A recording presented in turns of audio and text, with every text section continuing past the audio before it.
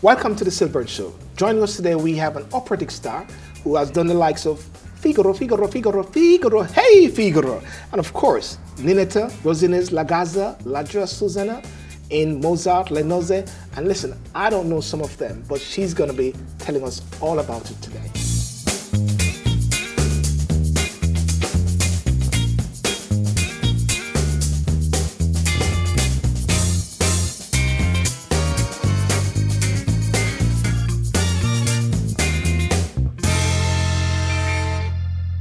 From the moment we're born and start this great adventure, we're always reaching for more. Friends, love, independence. But no matter where life takes us, there's always comfort in the place we call home. This place is financial independence. And when you get there, you'll never want to leave. Victoria Mutual, the home of financial independence.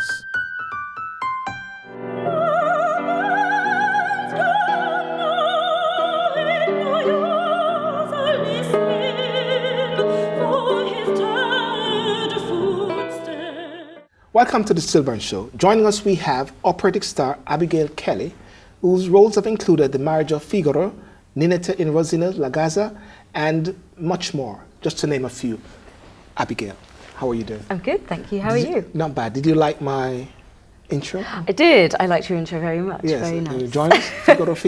Hey, Figaro. I like operatic sounds. Eh? Good. Yeah, growing up in Jamaica, I used to like these. I mean, it's strange. Growing up in Jamaica, I like opera.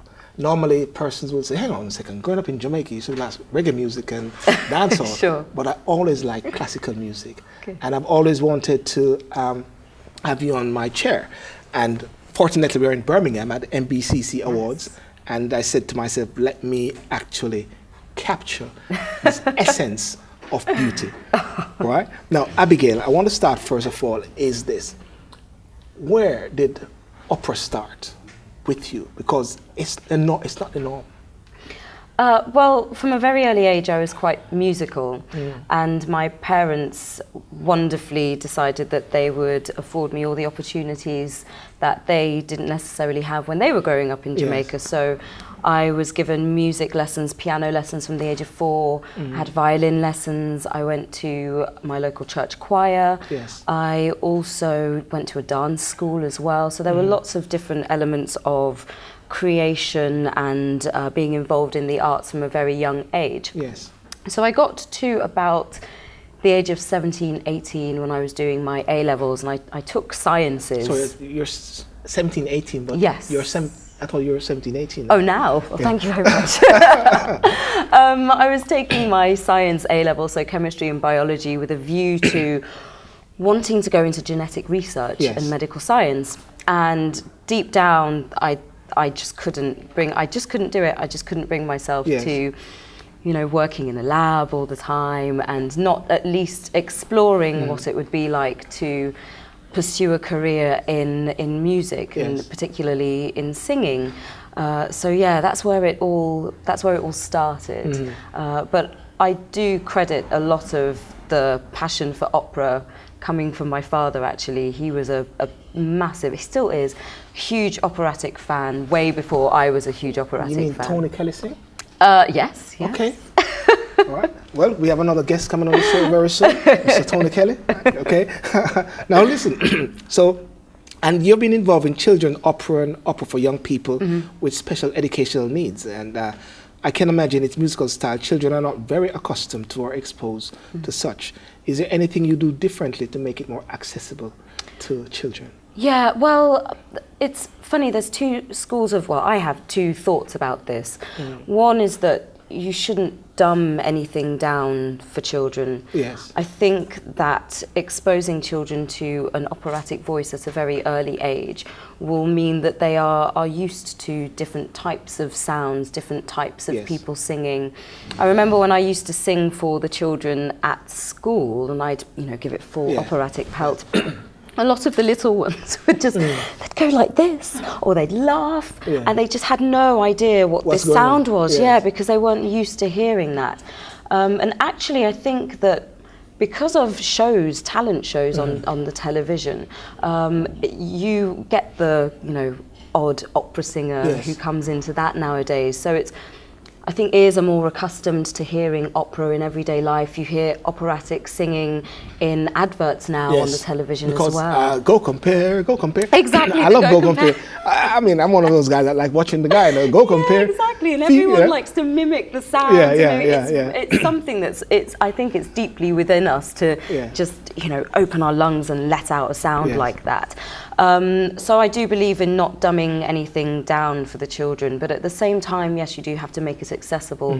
So the operas that I have been in for children have all been based on, subject matter that they can relate to, or subject matter that they are learning at school. I was in a children's opera about the Horse of Troy. Yes. I did a children's opera about the first dog in space. That was a massive project that we did. And for the SEN children, the children with special educational needs, they're on various scale on the autistic categorized, spectrum. stigmatized, exactly. whatever like that, So what we try and do is we make sure that we tailor the performances to the children and the needs that they have. So the performances will become very visual. So do you see your performances or operatic performances something that sets them free? In the sense of just wow, Yeah, awesome. I think it's another sense of it's another sense. It's another type of stimulus. Yes. There's nothing like being very, very close to an opera singer and hearing when they're actually singing right next to you. So it's will you be singing next to me later? I could do. Yeah. We'll see. Will you be singing next to me? Figaro. Hey, Figaro. You know what I mean? It's an amazing experience where even now while I'm on stage and I'm standing next to somebody and they're singing, you get this vibration of sound in between you, and it does make your, the hairs kind of stand up. What I love watching the three tenors, Placido Domingo, Herreras, and Pavarotti, when they're singing O Sole Mio. Yes. And then they give the encore and say, do it again, and they are doing it, and Pavarotti or whatever will stop by, will go to one side and watching Domingo doing. I just love it, And I used to work in Madame Tussauds many years ago when I was studying, and when the Brazilians come up, because Brazilians love O Sole Mio, and Brazil, and I used to have this massive queue of people lining up in Madame Tussauds, and I always get them to sing "Oh Sole Mio," and people would say, "Right, SYLBOURNE was outside at the queue," because I just love that way when it goes into that crescendo. It's beautiful. Yes. Yeah. So another thing also, the Peter Moore Foundation and English Touring Opera and Chris Ball have made it possible through financial assistance and bursaries to further your operatic training and professional development.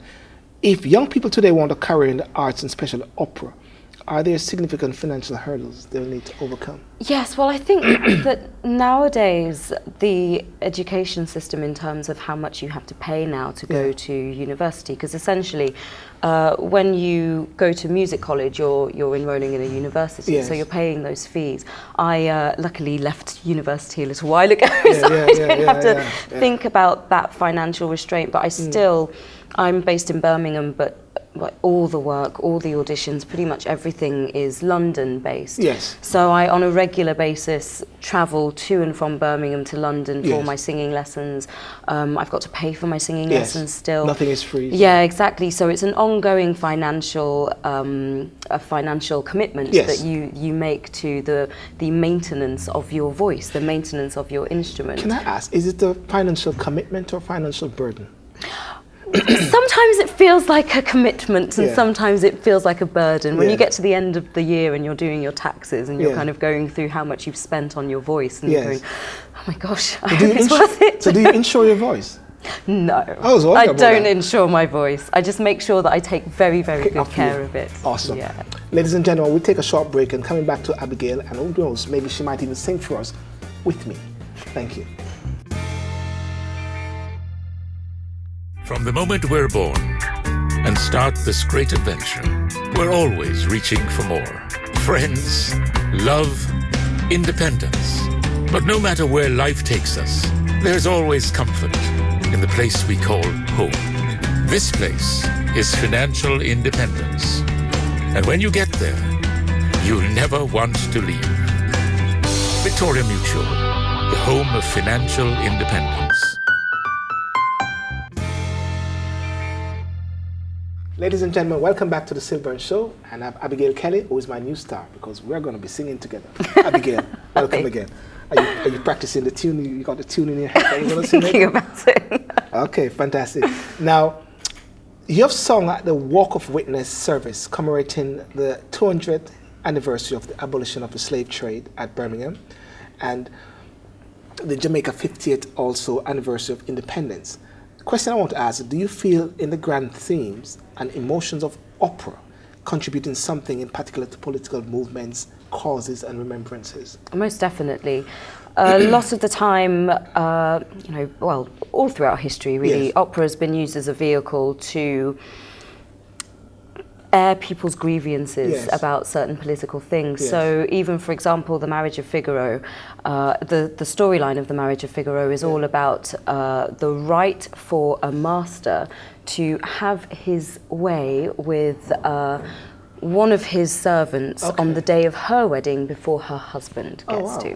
So is that why I like it? So it was kind of written in a way of showing that this is what happens, and this is kind of he gets thwarted by the end. It doesn't actually happen.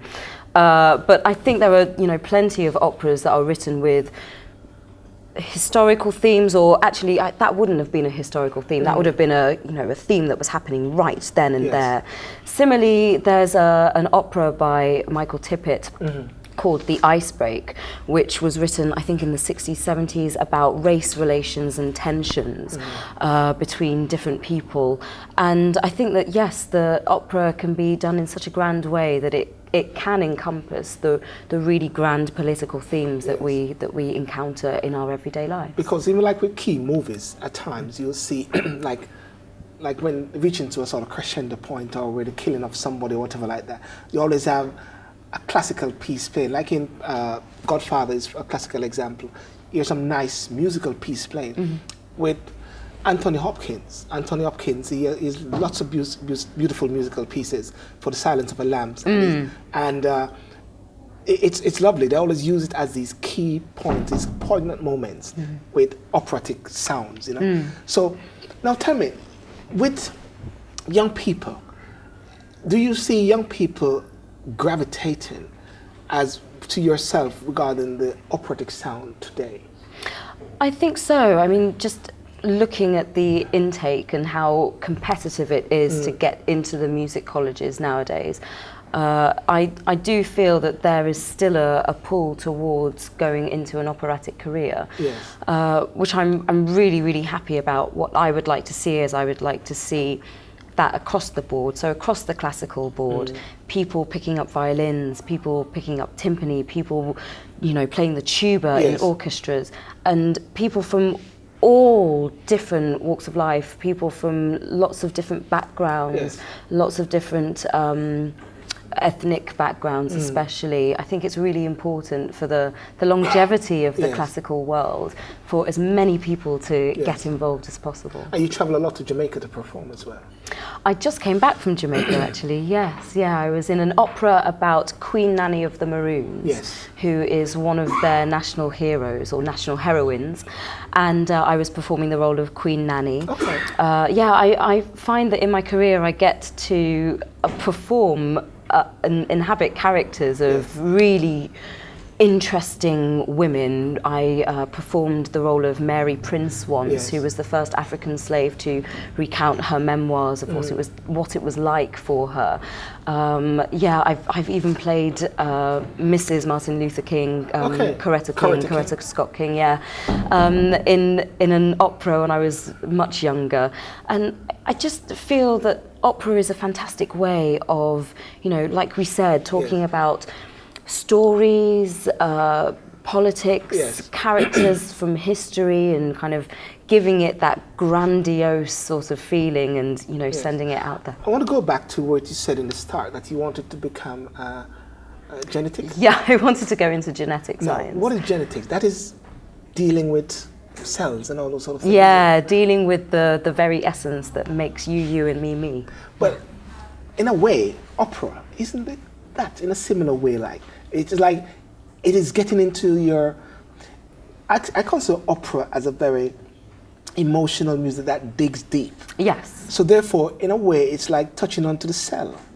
Ah, true. So in some way, I have gone into... You've gone into it in a different way, because just listening to you now and what you're saying and what you want it to be, because sometimes people want to do something in life and maybe it's the wrong vehicle, yes. but it's the same thing. Yes, because what you true. want to do is impact. And therefore, this level of impact is through this music. Yeah. So therefore, you are a genetic operative. Genetic opera, I like that. A critic, you are. That's my USP on it. Awesome. Now listen, Abigail, I want to touch on this bit about culture, and it's up to you to answer. The appropriation of culture through music and pop cultures has been a hot topic in recent years, especially that of black culture by other races. One could reversely say a black woman singing opera is an appropriation of what is viewed as traditional European culture. What are your views on cultural appropriation in music? Is it indeed appropriation, or is it appreciation? I veer towards the side of appreciation. I appreciate so many different types of music, and I feel as though if within you a certain type of music that's not necessarily from the culture that you're from speaks to you in such a way that it inspires you to create that music for yourself, yes. Then I think that's a great thing. In terms of the cultural appropriation of a black woman singing what's kind of viewed as a European art form. Yes, that is correct, but no, I don't think it's correct. I feel that every culture has their opera, every culture has their way of essentially telling a story through music. So I've just gravitated, because of what my voice naturally wanted to do, towards a more classical sound. So therefore what you're saying then is that it is beyond culture. Yeah, definitely. I feel, especially with opera, that's one of my major things, is that opera doesn't belong to any one set of people. It really, really doesn't. It should be it's there to be enjoyed by everybody and performed by everybody. That's awesome, Abigail. So what would your advice be to young people who want to consider this art form, which is a rarity? I would say go for it, but do understand that it is an extremely competitive field. Yes. And it takes a lot out of you. It takes a lot in terms of being able to give yourself totally over to the music, being able to have the discipline to train your voice, go to your singing lessons, learning other languages. But the payoff is so wonderful. It really, really is. I've had such a varied career, and I'm performing in operas, but I'm also taking opera, like we said, to children, to people with special educational needs. I'm teaching singing as well, so I've just had a wonderful time doing it. I think my advice would be to find your path. I think that's the most important So I should find my path. Yes, most definitely. And it's never too late either. If you want to, try and see what kind of voice you have, go for it. And see guys. So the next SYLBOURNE show will be the operatics show, definitely. Now, finally, what is your next big thing? If there's anything you want to disclose. Well, a year and a half ago, I wanted to put on an operatic sort of cabaret style event. And you got to do like this? Well, you can tell that I do a lot of movement. There's a lot of that sort of thing in it. So you know what I like? The Song of the Hebrew Slaves. That's a beautiful song. Chorus, carry on, isn't please. it? I just remembered a while ago, Yes, so hopefully that's going to be performed in 2017 in Birmingham first. I want to bring it home to Birmingham, and I will be letting you know when that's happening. Okay, so ladies and gentlemen, please follow us on SYLBOURNE TV, because we'll be following Abigail on her journey as well as she embarks into 2017. And finally, what is your favorite mantra? What's your favorite word that inspires you, Abigail? So my favorite mantra is a lyric of Bob Marley. Okay. Emancipate yourself from mental slavery, none but ourselves can free our minds. Ladies and gentlemen, you heard that. Emancipate yourself from mental slavery, but none but ourselves can free our mind, from the legendary Bob Marley. Abigail, I want to thank you so much. Thank you for having me. Awesome. Now you're going to be performing for us, okay? Mm-hmm. Fantastic. Ladies and gentlemen, you watch your space. You're going to see an awesome performance by Abigail. Oh, mio papino caro, mi piace bello, bello, vuoi andare in Porta Rossa a comperar l'anello? Sì, sì, ci voglio andare, e se l'ammassi intorno andrei sul ponte vecchio, ma per buttarmi in Arno mi strago e mi tormento. Oddio,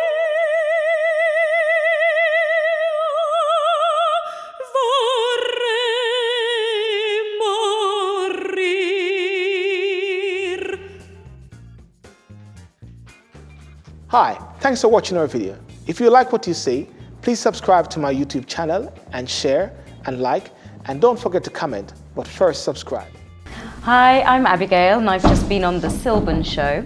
And if you would like to like or subscribe to it on YouTube, that would be fantastic. You just start singing, I'll join you. I'm just going to do Figaro, you need to copy it, okay? Yeah. Figaro, Figaro, Figaro, Figaro, Figaro. Figaro. Hey, Figaro! Figaro this, Figaro that, It's Figaro su, Figaro su, Figaro la, Figaro la, Figaro su. Figaro, Figaro, Figaro, Figaro. Very good. Awesome. Ladies and gentlemen, that's my new career. I'm leaving the talk show business and the legal career. I'm now an operatic star, which will be mentored by Abigail Kelly.